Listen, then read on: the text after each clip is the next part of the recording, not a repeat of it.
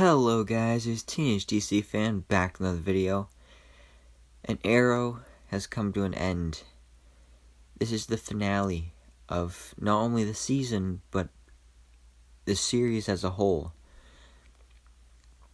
And I have to say, it's really sad to see this show go. If I'm being honest, I haven't watched this show since the beginning. I just started watching this show in probably like the end of season 6, beginning of season 7, something like that. But I've definitely enjoyed it in the time that I've started watching it. And now, after watching this episode and seeing all the flashbacks to previous seasons, I think I'm actually going to go back and I'm going to watch the first couple seasons that I missed, so that I kind of know what happened. I mean, I already know what happened. I know a bunch of people that died, but I still just want to watch it. And this was an excellent episode. A lot happened, because of course it has to wrap up the series, so it has to wrap up the storylines for every character. And from the promo images that were released last week, I believe, we had some questions, because of course we saw that Mora Queen, along with Amiko Queen, are not dead anymore. But we got our answers in this episode, because we start off the episode in 2012 with Slade Wilson, which was really cool to see him in this episode. And he has the queens tied up in the woods and is threatening to kill one of them. And so apparently this happened in a previous season that I have not seen. I think it was season 2. And this is supposed to be where Moira dies after Slade kills her. So Slade's getting ready to kill her, and things are about to happen like they did before, but then something different happens. This time around, Oliver fishes a knife out of his pocket, breaks free of his bonds, and tackles Slade to the ground before he murders his mother. And so a tragedy has been averted, history has been changed, and this is how Fadeout, Arrow's series finale, begins. But what's the point of starting with this? Because it's a means of showing what Oliver's sacrifice created when the universe was rebooted, thus explaining how Mora Queen is now alive and able to talk to a documentary crew about in the year 2020. And yes, the questionable format from the 150th episode returns, and yes. So we're treated to some interesting interviews here, and it was cool to see. It's a very weird and unexpected turn, but I was cool with it. And in fact, that's actually how I would describe the entire finale overall. Weird and unexpected, but welcomed, but also emotional and heartfelt, because there's some very moving moments, specifically present-day Felicity meeting Mia and Roy and Thea's engagement, which was honestly kind of random, but at the same time I'm kind of glad it happened. Some cool things that happened: Diggle picking up a glowing green space box, and some that made me scratch my head, like the return of the documentary crew, the flashbacks. I do know that I really liked the final scene, which felt more than earned, and I liked that the finale put a button on the show's overall theme of redemption. And at the moment, I can't stop thinking about the weirder aspects of the hour. Like shortly after Diggle finishes up his interview with the interviewer person, Renee shows up with an update. Nothing new to report in Star City because it has been crime-free since the crisis. So in addition to resurrecting people, Mora Tommy, Quentin, and Emiko, Oliver used his Spectre powers apparently to save the city. And thanks to last week's Green Arrow and the Canaries backdoor pilot, we know this piece only lasts for about 20 years. But it's odd when you start thinking about it. Like, for Oliver to have rid the city of crime, he would have had to use his godlike powers to either fundamentally change people by enforcing his will on them, which is very dictatorial.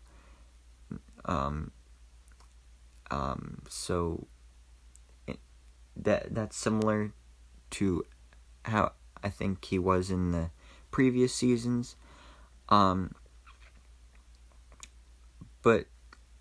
if there's no crime in Star City, like, are we just talking about major crimes or, like, all crime? Because, I don't know. But that being said, Oliver's decision to resurrect everyone he lost over the course of 8 seasons was a perfectly Oliver move. If there's one thing we know about for his loved ones, if there's one thing we know about Oliver, it's that he feels guilty for almost everything that has happened in his life and would gladly trade his life for his loved ones. And he finally got the chance to. And furthermore, this also reminded me of how Green Lantern Hal Jordan used his powers to resurrect Oliver in the final night right before he died. But the flashbacks, I enjoyed them. I assume that for most people, this made the episode even more emotional because it connected them back to previous seasons. But because I haven't seen those previous seasons, it didn't have that emotional connectivity tissue and sentimental feeling with it that others may have had watching this. But I still enjoyed it. Because also I kind of learned stuff that happened. Like I said, I did enjoy seeing the flashbacks, but at the same time, I kind of wish that they didn't do them, because there's other stuff that they could have done in this episode that the flashbacks took up the time for. But this show is all about flashbacks. Like, every season, there's always flashbacks, except for in the past 2 seasons when it's been flash forwards. And also, I feel like this episode is very centered around Diggle. He's been there since the beginning of the series, and he was Oliver's best friend, his brother. And all the flashbacks, the main part of the flashbacks was the partnership between Oliver and Diggle. From what I assume is from maybe the first season. And Oliver was, like, he had the list of bad people and he wanted to kill them all. But then you had Diggle trying to convince him not to kill people and, just send them to jail or something. But the flashbacks, another way I felt they worked in this episode was because it gave another chance to reflect on how much Oliver has changed over the years. Like, if you look at how he was in those flashbacks and then compare it to how he is now, and from what I've seen of Oliver, it's completely different. He really did become something else. Like, he started off as a cold-blooded murderer at the start of the series, but over the course of the following seasons, he sought redemption for those crimes, as well as who he was before the Queen's Gambit.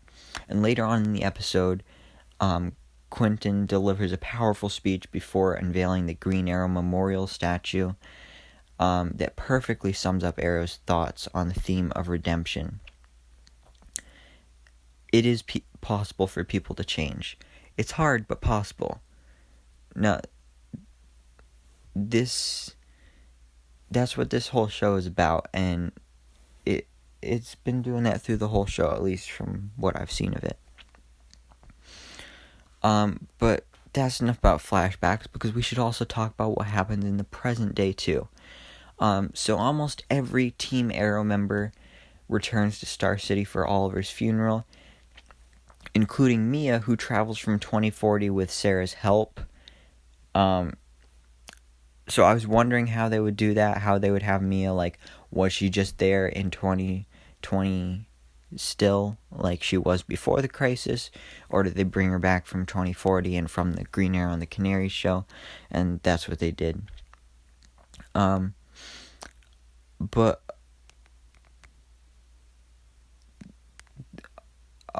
we get Felicity back as well, and that moment when she, like, got back into the groove of things, and, like, seeing Felicity back behind the desk, surrounded by all of Team Arrow, was a very powerful visual. And Emily Bett Rickard's performance in this episode was also very moving, especially the scene in which she watches as adult Mia, who saved William from John Byrne, explain the different parts of the bow. And there's hesitancy, because of course she wants to meet her daughter, because that is her daughter and she's become a hero in the future.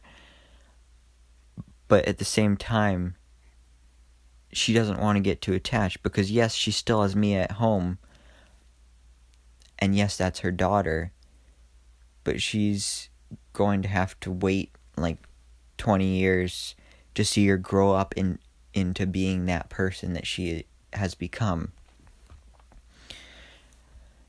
Now, also another character, we have Laurel.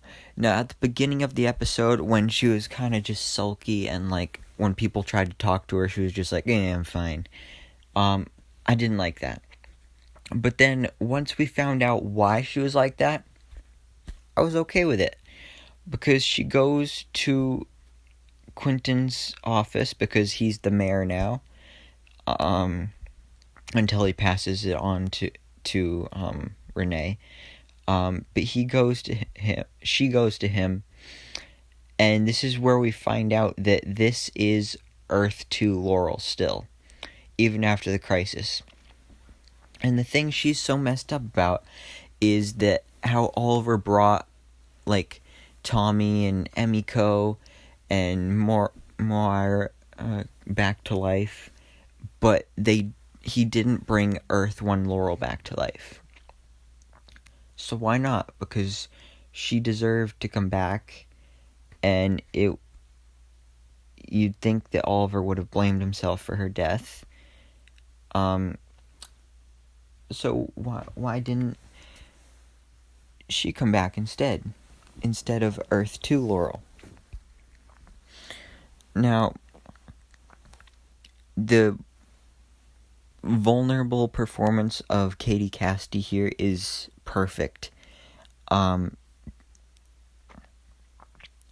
also, seeing Quentin back was awesome, but especially his response to her saying all of this was, "Because, sweetheart, there's nothing about you that needed to be fixed." And that's just the perfect line to sum it up.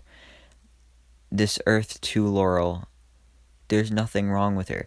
If Oliver brought back the Earth 1 Laurel, then there wouldn't be an Earth 2 Laurel.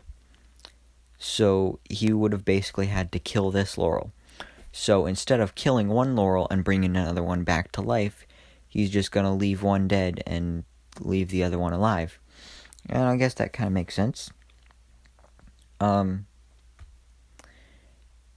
the next day, everyone heads to Queen Manor for Oliver's funeral. So many cameos here. We have Barry Allen, Cara Danvers, Nissa Al Ghul, Talia Al Ghul, Emiko, who ends up meeting Moira and Thea, Tommy, who shares some light sparks with Earth 2 Laurel, talking about how, she's from Earth too, and that kind of stuff. Anatoly, Curtis, Rory, and so many more. But no one knows what to say, so it ends up falling on Diggle to sum up the life of his fallen brother. And of course, his speech is very heartfelt and captures Oliver's journey and what's so exciting about the unknowable future.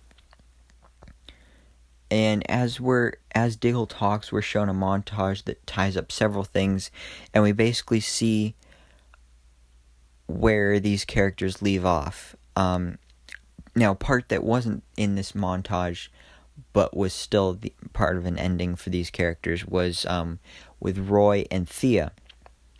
So throughout this episode, we see Roy kind of freaking out because Thea's coming back, and he's recently realized that he's still in love with her, and he wants to be with her.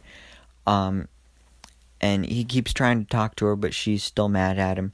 But then when they're suited up and they're on the rooftop and they're looking for William, Roy literally just proposes to her. Like, they're talking, and then he just says, "Will you marry me?" And I thought this was kind of random. Like, if that was me, I wouldn't propose at a time like that. But later on, she says yes. And like I said, it was random, but I'm glad it happened because those two got their happy ending, and that's a good thing. Now, as for the other characters, Dinah, she's feeling that she's not needed in the city, but so Quentin offered her to be the chief of police there, but if there's no crime in Star City, then what's the point of being the chief of police if there's really nothing to do? So she decides she's going to move to Metropolis with Diggle, and I'll talk about that more in a little bit. And she's on her motorcycle, and she's driving down a street named after Oliver Queen. Now, I figured this part would show her disappearing, because in the last episode, Green Arrow and the Canaries explained how right after Oliver's funeral, something happened, and then she just woke up, and it was 2040. So I figured they would have done something with that, but they didn't. But, that's fine. Mia, she returns to 2040, intent on finding William, of course, and feeling more comfortable taking up the mantle of the Green Arrow and honoring her father's legacy.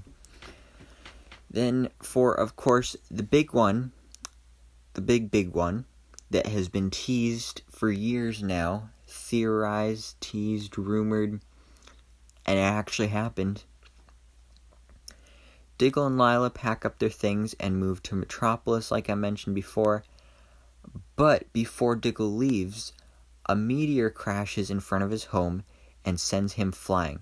And, he got knocked back into that moving truck, and I was like, ow. I mean, that looks like it was pretty painful. But then he just gets up and walks over. When he comes to, he discovers that there's a box where the meteor crashed, and then he opens it up, of course, because if you find a random box, you're going to open it up, and then you don't see what's in the box, but you see a green light reflecting on his face, which of course is a nod to, Diggle becoming Green Lantern, and that he is John Stewart. I'm really happy with this. Obviously, I would have preferred a bigger tease or type thing, but this is satisfying enough. I'm glad they at least did something, and I'm not sure where this is going to go. Of course, we do have the Green Lantern HBO series coming up probably next year. I really hope that Diggle will be the Green Lantern for that show, or at least one of them. But also because he's moving to Metropolis, it's possible that he could be showing up in Superman and Lois. So maybe he could play a role similar to Martian Manhunter / John Jones' role on Supergirl, and he could have a role similar to that. but for Superman and Lois. And I think that would be really cool, and I hope that happens. Now, the episode overall was really great. So many callbacks and references, especially I loved Team Arrow's last final mission. How William was kidnapped, so of course a great cause, of course they have to go save William. And we find out that the guy that kidnapped him was John Byrne. And when Mia showed up and she was in her Green Arrow costume, and she was like, "Who the hell are you?" And like at that same exact moment, I was asking the same question because I had no idea who this was, especially because I haven't seen the first couple seasons. But then it shows a flashback, and I'm like, oh, okay then. So that was cool. Obviously, he wasn't like a big character or anything, but I from what I could tell from the flashback, he was the first person on that list that Oliver didn't just kill. He actually sent him to jail. So that was the beginning of Oliver's change to becoming a new man. And so I like that whole callback thing to that past character. The only thing I didn't like about this final Arrow mission is that the only characters that actually suited up and went out there was Roy, Thea, and Mia. Actually, no, Rory, Ragman, and Wild Dog Renee went out as well. Actually, and Diggle, and Lila. But Diggle didn't have like his Spartan uniform on or anything. Actually, yeah, he did. Yeah, never mind all that. But that actually did remind me of something. So Rory, really great to see him back. He's one of my favorite characters on this show when he was on here. And I figured that he would have his powers again. But knowing that he would be in this episode before watching it, I figured that it would be explained that, like, because of the crisis, he just never lost his powers. But instead, it's explained that over time, his rags just became usable again or something like that. That was kind of confusing, but, I'm cool with it. I think it would be really cool if he showed up on some other shows at some point in the future of the Arrowverse, maybe like Legends of Tomorrow or something. So that would be cool. And he did use his rags. He kind of just used them to scare people, but it was still cool. He still used them. And yeah, so all that was cool. But the episode at the end then returns to Oliver's grave, and then it smoothly transitions to Star City 2040. Specifically to a scene from the Season 7 finale, where Felicity steps into a breach created by the Monitor and comes out in Moira Queen's office in Queen Consolidated. Now, the one question I have about this is, how is the Monitor alive? Because the Monitor died in Crisis, so I don't know how he's alive here. I'm kind of confused by that, but I'm not going to look too much into it, because this was something that was set up a while ago, so I'm glad that they actually used this and actually explain what happened. Because like I said, she was in the Queen Consolidated office, and there she is reunited with her husband Oliver, who seems at peace, and immediately we realize this is a paradise dimension. And Oliver chose this office because this is where he first laid eyes on Felicity. And this is where the two of them will live happily ever after. And it's an ending that's perfectly reminiscent of Crisis on Infinite Earths, and definitely feels earned. So, in the end, Fadeout definitely wasn't what I was expecting from Arrow's series finale. It's an odd hour that has a lot to juggle. some things didn't work, like I said with the flashbacks, maybe cut out a few of those. But it did such a good job of bringing the show to a close, that I don't know if they could have really done it any better. They wrapped up all the characters' storylines, also left the door open for these characters to appear in future shows if they wanted to. And, you know, I'm gonna miss Arrow. But at least it went out on a close as high as it possibly could. I enjoyed this episode, and it's just sad that this series is over, and this is my last review for Arrow ever.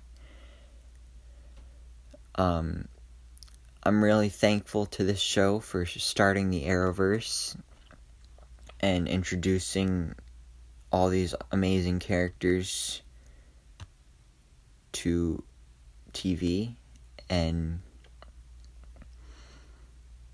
you know, there's not really much more I could say about it. Like, words can't even describe how amazing this show was, and it's sad to see it end. But all good things must come to an end, and we have to face that reality.